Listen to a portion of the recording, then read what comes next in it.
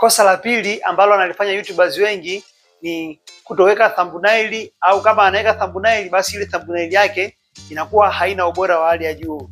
Zaidi ya 70% wanalifanya hili kosa ni mtandao wa YouTube. Ni ukweli kwamba ukiwa na sauti nzuri, ukiwa na content nzuri, ni kitu ambacho cha muhimu mno kwenye mtandao wa YouTube, lakini umuhimu wake haufikii kwenye thumbnail. Na views ambazo tunazipata kwenye video zetu zinaathiriwa na kitu kimoja tunakiita CTR. Lugha nyepesi tunasema click through rate.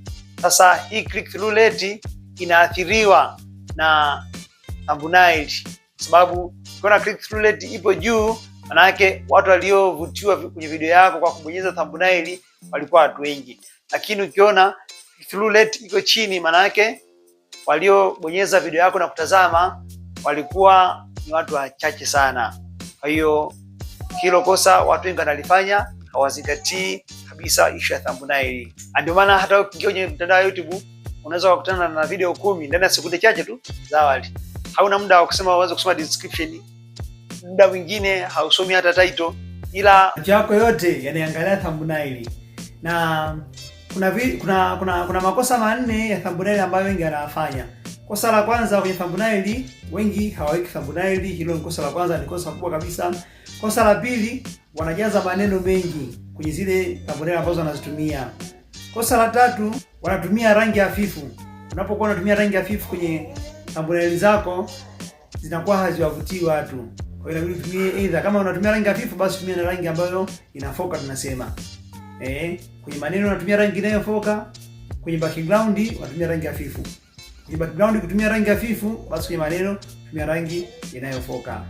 Na kosa la 4 ni thumbnail haielezi content yako ndani. Unakuta title inasoma jambo A, alafu thumbnail inasoma jambo B. Sasa yule mtazamaji anashindwa kuelewa ni bonyeze wapi, which is which. Maana hiki kitu kilichopostiwa hapa hakieleweki, anaamua kufanyaje? Anaamua kuondoka. Thumbnail bora inatakiwa iwe na sifa zipi? Thumbnail bora kwanza lazima iwe imetumia uso au sura ambao unaonyesha hisia. Usiposti thumbnail yako kama umepiga passport utapigana hivi. Hapana, onyesha hisia. Kama ni mshangao, kama ni kucheka, kama ni kulia, kama ni kupoint hivi na kidole, hizo zote ni aina za hisia ambazo tunazitumia kwenye thumbnail. Jambo la pili, kwenye thumbnail tumia maneno machache, usitumie maneno mengi. Tumia maneno angalau maneno 2 hadi maneno 4. Jambo la tatu kwenye thumbnail la kuzingatia, rangi. Zingatia sana rangi. Tumia rangi ambazo zinafoka ili ziweze kumshawishi mtu aione ile thumbnail yako kwa urahisi na aweze kubonyeza. Na jambo la 4, kwenye thumbnail yako elezea ujumbe mmoja tu, usiweke mambo mengi. Ukiweka mambo mengi unakuwa unachanganya wale watazamaji wako.